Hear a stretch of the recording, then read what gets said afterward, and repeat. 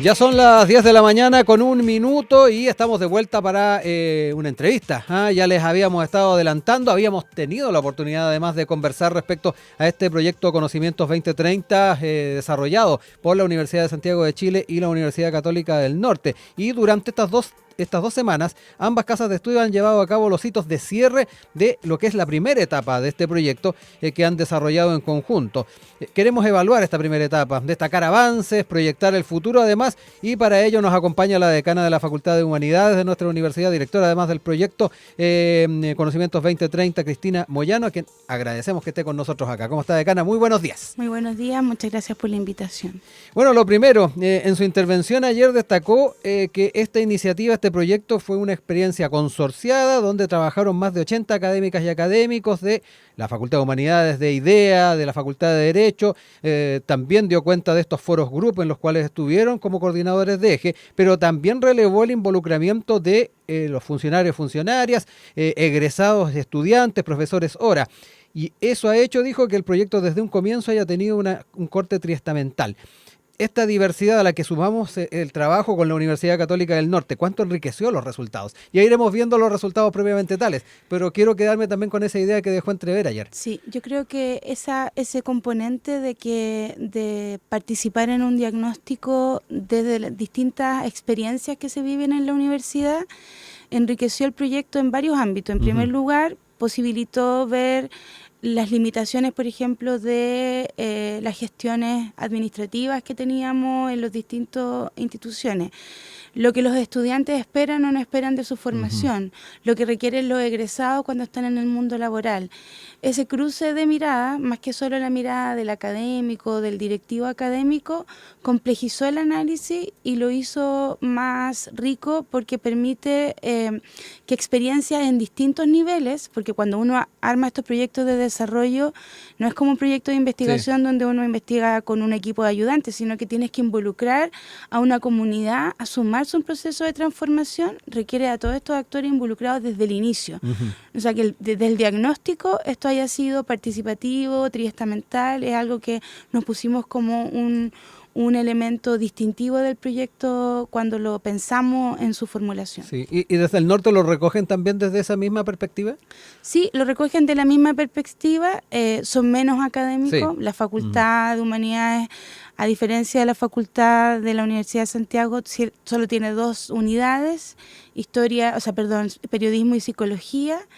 Y tienen además una complejidad de que están distribuidos en 3 sectores, digamos, en San Pedro de Atacama, donde está el Instituto de Investigación Antropológica, donde participaron los estudiantes de doctorado, que está alojado ahí en el IAM, y 2 sedes, la que está en Antofagasta y la que está en Coquimbo. Entonces, para ellos implicó también desplazamientos territoriales y consideraciones territoriales importantes. Sí, y el factor regional, a la hora de pensar también en este trabajo, el contar con este intercambio con la Católica del Norte, me imagino que también enriqueció esos resultados. Sí, porque cuando fuimos pensando, bueno, nos parecíamos en muchas cosas, a pesar de que la Universidad Católica del Norte es una universidad privada, podríamos decir, de las tradicionales privadas, nos parecíamos en muchas cosas en términos de cultura académica, en términos de los debe en los que estaban nuestras áreas HACS respecto de otras áreas en la universidad. Y entonces teníamos un piso más o menos común, pero también empezamos a darnos cuenta de que habían problemáticas, por ejemplo, la problemática minera respecto de las comunidades indígenas, que no es algo que se vive de manera tan presente en Santiago. Y entonces comenzamos a mirar qué problemáticas podíamos nosotros nutrir. Nosotros tenemos investigadores que hacen investigaciones históricas, por ejemplo, sobre comunidades indígenas, pero dijimos, bueno, esta mirada capitalina, que a veces es metropolitana y, como dijo el decano, omniabarcadora, y que piensa el Chile como si los problemas fueran todos metropolitanos, nos permitió abrirnos a pensar la dimensión local de los problemas. Y eso fue un concepto con el que partimos nuestro diagnóstico, y es el norte tiene problemas de seguridad tal como los tiene Santiago. Sin embargo, bueno, la seguridad es un problema mundial, ¿cierto? Sí. Bueno, Pero y ha estado más que claro en estos últimos días. Entonces, ¿cómo nos hacemos cargo de la seguridad desde el espacio territorial que está alrededor de la universidad, en la región metropolitana, en el norte? Porque si lo miramos desde el territorio, esos problemas tienen dilemas o problemáticas distintas. Y ese fue nuestro enfoque, partir desde la dimensión territorial. Decana, a fines del mes pasado tuvimos la oportunidad de contar con la subsecretaria de Ciencias acá en el estudio, Carolina Gainza, con quien no solamente abordamos la importancia de contar con una radiografía respecto a, y para hacer una visión de lo que son las humanidades, las artes y las ciencias sociales, que se dio a conocer, un estudio bien detallado, tuvimos la oportunidad de conversarlo, pero en ese diálogo la subsecretaria dijo que, dadas estas condiciones, la necesidad de visibilizar y dar evidencia del trabajo de las HACs, como se les ha llamado, es tan importante Conocimiento 2030. Porque justamente ese es su objetivo, que dentro de las universidades podamos hacernos la pregunta de cuál es tu rol, cómo enseñarlas, cómo llevarlas a la comunidad, cómo sacarlas a otros ámbitos y que tengan impacto en el Estado, en el sector privado. Eso pasa en otros países. Es parte también de la bajada que hizo la subsecretaria de lo que es este proyecto y esta iniciativa que se ha desarrollado por la universidad con la UCN. En ese contexto, me interesa mucho hablar de la forma en que se va repensando también desde la perspectiva de estas áreas los modelos de evaluación, por ejemplo, en la universidad. Usted lo planteaba también en su intervención el día de ayer. Este proyecto se propone repensar modelos justos de evaluación que colaboren en una cultura de calidad que nos devuelva a la humanidad. Y además dijo que debemos convencer y convencernos de que nuestras disciplinas son clave para que en interacción virtuosa con otras disciplinas y otras áreas se promuevan saberes, artefactos, políticas públicas. En fin, entremos en eso porque me da la impresión de que se está generando una sintonía bien interesante con el quehacer estatal. Bueno, esa sintonía se está produciendo en primer lugar porque yo creo que al alero, digamos, de la política pública que ha levantado el Ministerio de Ciencia, este proyecto tiene financiamiento de ANID. Y viene a complementar, yo creo que después de un análisis, porque esto parte con una iniciativa hace varios años atrás en Corfo, Ingeniería 2030, después vino Ciencia 2030 y ahora Conocimientos 2030, que a diferencia de las otras áreas tiene un nombre bastante amplio, conocimientos. Porque efectivamente el conocimiento es algo bastante más, digamos, difícil de plasmar o de atrapar. Y lo que producen nuestras áreas son precisamente conocimientos, reflexiones, saberes, artefactos. Y lo que yo creo que la política pública, y lo planteó también ayer Jorge Jutronich, viene a darse cuenta de que por sí solas, cada una de estas áreas no camina hacia una posibilidad de dar respuestas a las problemáticas del desarrollo contemporáneo. Entonces, nuestras áreas no son subsidiarias, tienen que estar en el centro formativo de la carrera de ingeniería, de las carreras de ciencia, y nosotros tenemos que aprender a establecer diálogos fecundos con ellas, no en esta idea de la separación entre ciencias nomotéticas e ideográficas, y nosotros nos quedamos en un espacio y las otras en otro, las humanidades quejándonos porque otros tienen más financiamiento, sino que cómo generamos un ecosistema universitario donde cada una de las disciplinas se potencie mediante la colaboración. Y para eso nosotros pensamos que una metodología curricular, tanto en el pre como en el posgrado, basada en retos, es decir, por ejemplo, cómo mejoramos la seguridad en Estación Central, implica no solo pensarlo desde la dimensión criminológica, sociológica, antropológica o psicológica, sino que también con ingeniería, informática, con diseño, con arquitectura. Y cuando nos planteamos en retos, entonces las áreas pueden volverse interdisciplinarias al servicio de resolver un dilema. Y la idea de nuestro proyecto es que ese dilema genere artefactos o productos o saberes que se instalen en las comunidades para que las comunidades se alimenten, así como nutritivamente, de ese saber y no que se quede, nosotros vayamos a extraer de las comunidades, queremos saber cómo viven los migrantes en la zona de Estación Central, hacemos una encuesta, publicamos un paper, listo, cerramos eso, que es la dimensión extractivista que yo decía del conocimiento. Claro, que lo planteaba ayer también. Queremos que después de saber cómo viven los inmigrantes, bueno, tratar de generar iniciativas de política pública, conceptos de bienestar, lo que es vivienda digna, establecer estándares mancomunadamente con otras disciplinas para que eso después impacte y transforme la vida de las personas. Ese es el sitial que hoy día les compete a las universidades, y yo creo que esa investigación asociativa, colaborativa, interdisciplinaria, puesta en dilemas, le va a hacer mucho más sentido a nuestros futuros profesionales y a nuestros futuros investigadores. Sí, eso va a implicar además, decana, actualización curricular, me imagino. Sí. Va a implicar también el tema de tomarse en serio la innovación, el emprendimiento social, y además tener presente estas hacks constantemente, con evidencia que ya también ha quedado de manifiesto, no solamente con esta radiografía a la que aludía, sino que también con el trabajo que se ha desarrollado con la UCN. Claro, o sea, esto requiere efectivamente que repensemos nuestro modelo educativo para nuestras áreas en principio, sí, pero yo creo que esto va a terminar impactando a todo. Exacto, el quehacer por la interrelación, ¿no? Exacto, porque necesitamos más interdisciplina, pero no necesitamos un curso que dentro de una malla rígida se llame interdisciplina 1, multidisciplina 2.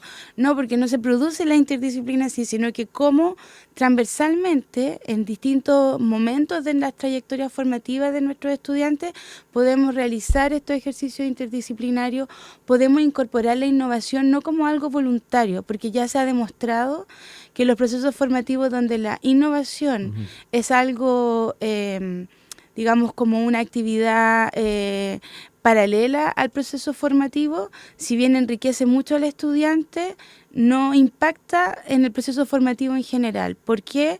Porque el que puede dedicarse a la innovación cuando está fuera del proceso, digamos, curricular, son mayoritariamente jóvenes hombres, que no tienen problemas, digamos, que no tienen que trabajar, sí, que no tienen gente a su cuidado y que por lo tanto pueden hacerlo extracurricularmente.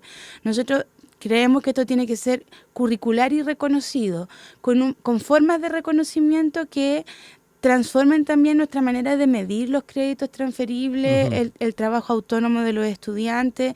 Yo creo que nuestras mallas rígidas ya han demostrado su incapacidad para transformar y necesitamos una plasticidad en repensar nuestros procesos formativos, que es lo que nosotros queremos aportar a nuestras áreas, pero queremos aportarle a la universidad también. Sí. ¿Estos procesos cuánto implicaría, tomando en cuenta de que se trata de apuntar esta plasticidad y de repente, dadas estos esquemas un poco más estáticos, puede que desde la perspectiva de culturas internas pueda ser más complicado? Sí, siempre hay un grupo de personas en las universidades que no les gusta el cambio, y es obvio, porque si a mí me ha resultado hacer clases 20 años con el mismo PPT, ¿cuál es el incentivo para el cambio? Entonces uno tiene que trabajar con un grupo de profesores inicialmente que estén interesados en hacer ese cambio, y que ese resultado virtuoso vaya convenciendo a los otros, porque yo creo que por imposición no resulta, y por eso estos proyectos están digamos, con un horizonte de ejecución que va a los 6 años, 10 años, que uno espera que se produzcan los cambios culturales en el mundo académico. Yo quería recordarles que estamos dialogando a esta hora con la decana de la Facultad de Humanidades de nuestra universidad, también directora de este proyecto Conocimientos 2030, Cristina Moyano, hablando de estos hitos de cierre de la primera etapa que se han desarrollado en el norte la semana pasada y ayer acá en la Universidad de Santiago de Chile. Decana, hablemos un poquito de los proyectos que han surgido, de los resultados de que una u otra forma han aparecido a propósito de esta primera etapa, son del orden de 150, me decía. Sí. Hablemos un poquito de aquello, cómo fue ese trabajo, y particularmente si hay alguno que ahí particularmente le llame más la atención. Sí, bueno, hay iniciativas de distinto índole para cada uno de los ejes estratégicos. Hay iniciativas para el eje de actualización curricular de pre y posgrado, para gobernanza, para participación y liderazgo de mujeres, para investigadores para el cambio, para ciencia abierta, es decir, hay un conjunto de actividades que responden a nuestro diagnóstico, pero también a lo que obtuvimos y nos reapropiamos de las experiencias comparadas. Nosotros visitamos 14 universidades en América Latina, Estados Unidos y Europa, y de allí fuimos valorando buenas prácticas que creíamos podíamos incorporar en nuestro quehacer. Esas buenas prácticas alimentaron iniciativas súper relevantes, como por ejemplo la posibilidad de crear un laboratorio de innovación, creación e investigación consorciado. Un laboratorio que aloje actividades en torno a retos, que sea en primera instancia voluntario, que patrocine algunos tipos de proyectos, que entregue premios, que fortalezca la codocencia, tanto entre académicos dentro de la universidad como con académicos de la Universidad Católica del Norte y con otras universidades con las que estamos estableciendo convenios, y que podamos potenciar desde la educación continua hasta el posgrado este tipo de iniciativa alojado en este gran laboratorio consorciado. Otra iniciativa importante, aparte de la iniciativa sustantiva, que es la reforma a las estructuras curriculares de nuestros programas, es un programa de humanidades digitales, que creemos que es un ámbito que debe reunir no solo los procesos de virtualización, sino que cómo nosotros creamos, comunicamos, divulgamos a través de las plataformas digitales. Hoy día el quehacer, por ejemplo, de un periodista no se puede atender solo aprendiendo a escribir en un diario. O sea, hoy día tenemos un lenguaje multimodal, y ese lenguaje multimodal y de creación multimodal tenemos que ponerlo al servicio de las comunidades, tanto para potenciar el acceso democrático al conocimiento como para renovar nuestro quehacer.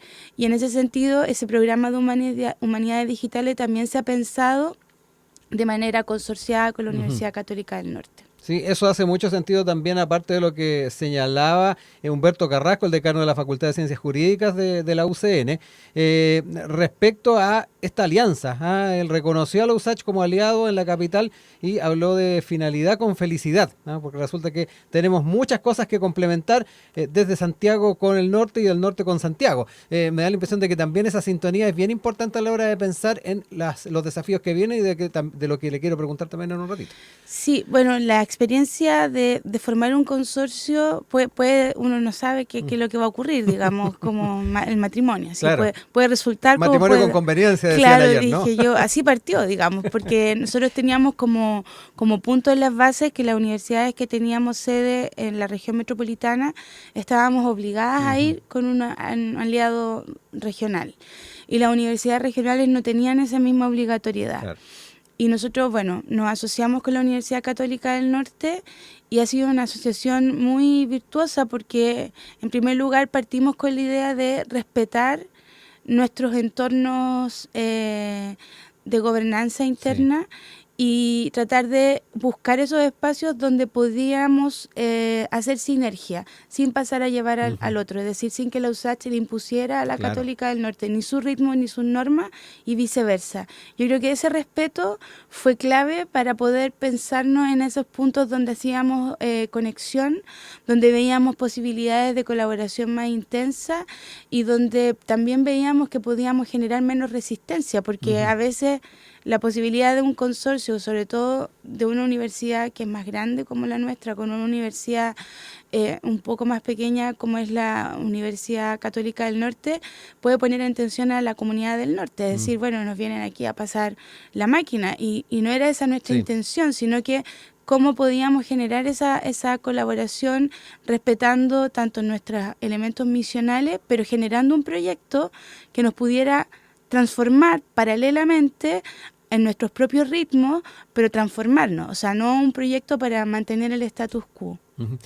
Decana, vamos un poquito a hablar de la segunda etapa, ¿qué se viene de aquí en adelante? Porque entiendo que a fin de mes ya se debe entregar la propuesta de plan estratégico. ¿Cómo se va entonces estableciendo esta nueva etapa? Bueno, a fines de este mes, o sea, en un par de semanas más, nosotros entregamos a ANIT el informe de cierre de este proceso diagnóstico, que lleva un plan de desarrollo estratégico con un presupuesto que que es la base de presentación para la segunda etapa a la que tenemos que postular en agosto.